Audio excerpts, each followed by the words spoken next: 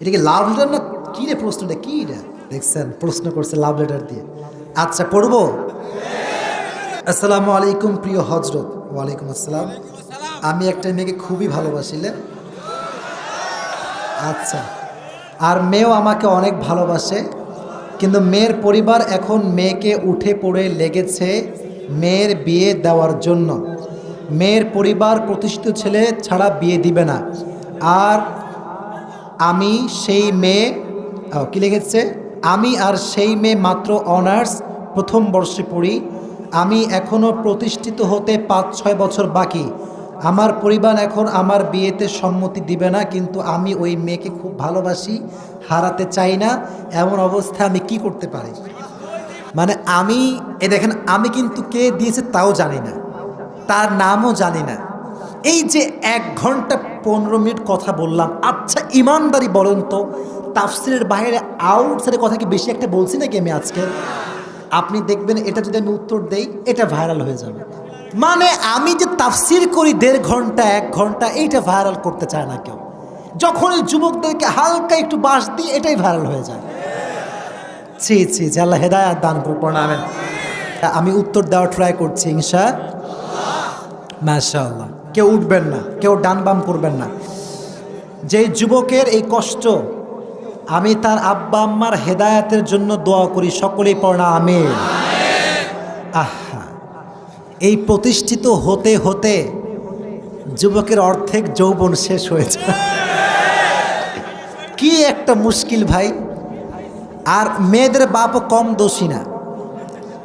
আজকালকার মেয়ের বাপরা সরকারি টাকলা ছাড়া বিয়ে দিতে চায় না। यार पैसा तुम्हारी है तो लड़की भी तुम्हारी है, अगर पैसा तुम्हारे पास नहीं है फिर तुम्हारी कुछ भी नहीं है। This is the trend of Bangladesh. অথচ আল্লাহর হাবিব বলেছেন যে কোনো মেয়েকে বিয়ে করতে হবে 4টা জিনিস দেখে, তবে তার ভেতরে ফাযফার বিদাতি দ্বীনি তারিবাত ইয়াদাক, become successful by selecting the one who has religion, character and conduct। যার চরিত্র আছে, যার দিনদারিত্ব ভালো আছে, টাকা না থাকলেও সে আমার বউ হওয়ার যোগ্যতা রাখে। আর আজকালকার যুবকরা এটাকে বেশি প্রায়োরিটি দেয় না। আজকালকার যুবকরা খোঁজে কোথায় আটা সুন্দরী খুঁজে পাওয়া যায়। এটা হচ্ছে যুবকদের ক্যারেক্টার। আর নারীদের ক্যারেক্টারটা হচ্ছে, এরা বেশিরভাগ আছে এরকম, এরা দাড়িওয়ালা পছন্দ করতে চায় না, 5 ওয়াক্ত নামাজি পছন্দ করতে চায় না, সুন্দর তাকওয়াবান যুবককে পছন্দ করতে চায় না, সব গাঁজাখোরকে পছন্দ করতে চায়। এরকম মেয়েও বাংলাদেশে আজকাল আছে। তো এখানে যুবকের কষ্ট হচ্ছে, যুবকও রাজি কিন্তু পরিবারের সমস্যা, তাই না?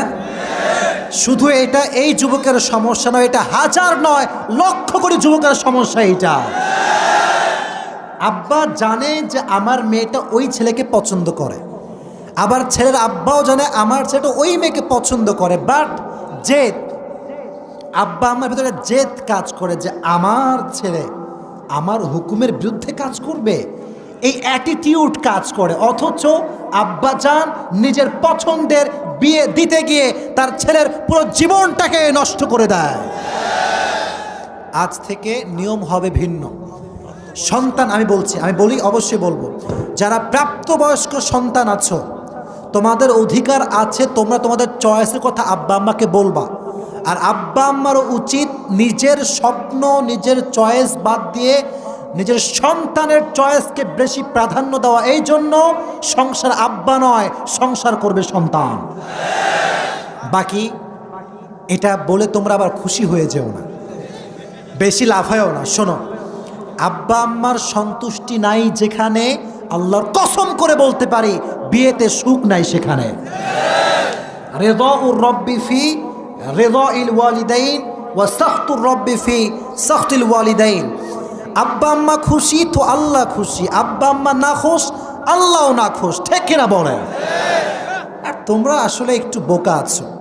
এই যে যুবকটাও আবেগী, মেয়েটাও আবেগী। দেখো আবেগ বড় খারাপ জিনিস। তোমরা তো এখন বাধায় আছো, তো মানে দেখা করতেছে দেখা করতে পারো না, কথা বলতে চাইলে কথা বলতে পারো না, তখন কষ্ট শুরু হয় যে বিয়ে করলে মনে হয় সব সমাধান হয়ে যাবে। মনে রেখো যুবক, আব্বা আম্মার বিরুদ্ধে কি তুমি বিয়ে করতে পারবা ঠিক, কিন্তু তুমি যেই মেয়েকে আজকে যেই সুন্দর রূপ আর মন দেখে বিয়ে করছো, এই মন আর রূপ চেঞ্জ হতে এক রাত সময় লাগবে। এক রাতে সব চেঞ্জ হয়ে যাবে। আমি নিজে এমন অনেকগুলো কেস আমি নিজে দেখেছি। আমাকে লিখেছে যে হুজুর, মেয়ে লিখেছে যে হুজুর বিয়ের আগে কত পরিমাণ আমাকে লাভ লেটার, কত চিঠি, কত আই লাভ ইউ টু 14 গোষ্ঠী কিলাই শেষ, মানে এত আই লাভ ইউ যে কেউ বলতে পারো হুজুর, আমি ভাবতেই পারতাম না। কিন্তু ঠিক সেই মানুষটাকে যখন আমি বিয়ে করলাম বিশ্বাস করে, আব্বা আম্মার মতের বিরুদ্ধে গিয়ে, বাবার বিরুদ্ধে গিয়ে, বোনের বিরুদ্ধে গিয়ে, আজ সেই যুবকটার চেহারা চরিত্রহীন যুবকের চাইতে খারাপ হয়ে গিয়েছে। এটা হচ্ছে আবেগের খেলা, আবেগ ঠিক না। যারা এই প্রশ্ন দিয়েছ তোমাদেরকে আমি বলবো, ডোন্ট বি ফ্রাস্ট্রেটেড, হতাশ হবা না, আব্বা আম্মাকে কনভিন্স করার ট্রাই করো। এখনকার যুবকদের সমস্যা হচ্ছে পড়ালেখা নাই, জীবনে কি করবে তাও জানে না, তাও জানে না, আর এদিকে বিয়ে নিয়ে পাগল হয়ে থাকে। এখন আব্বার দোষটা কোথায়? আব্বা তো চায় আমার সন্তানটা ভালো কিছু করুক, আমার সন্তানের পারিবারিক জীবনটা সুখী হোক, এটা প্রত্যেকটা বাবা জান চায় কি চায় না?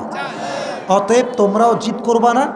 আর আব্বা জানদেরকে বলছি, আপনারা দয়া করে যদি দেখেন ছেলেও পছন্দ করেছে, মেয়েও পছন্দ করেছে, আল্লাহর ওয়াস্তে মিলায় দেন। আমি আপনাদের পায়ে, এই যে আপনার পায়ে আমার হাত, আমি বলি আমার এটা শেষ কথা, যদি আব্বা আম্মার এই সমস্যার কারণে সন্তানরা বিয়ে করতে না পারে, এই ছেলে যতদিন সেই মেয়ের সঙ্গে কথা বলবে এটা জেনার গুনাহ হবে, প্রত্যেকটা জেনার গুনাহ আব্বার আমল নামায় জমা হবে। এটা যদি আব্বা না চান, আপনি এটা পদক্ষেপ নেবেন। এটা তাকবীর দেন, লিল্লাহি তাকবীর। মেয়ের বাড়ির পদক্ষেপ হবে এইটা যে মেয়ে আমাদেরই থাকবে, আমাদেরই খাবে। ছেলের বাড়ির পদক্ষেপ হবে এইটা, ছেলেও আমাদেরই, ছেলেও আমাদের থাকবে। বাট আচ্ছা ভাই, আচ্ছা বাসায় যদি একজন নারী আসে, তোমার কি বাসায় এতই অভাব যে একজন মেয়ে খাওয়াতে পারবা না? কথা ঠিক কিনা বলেন না কেন?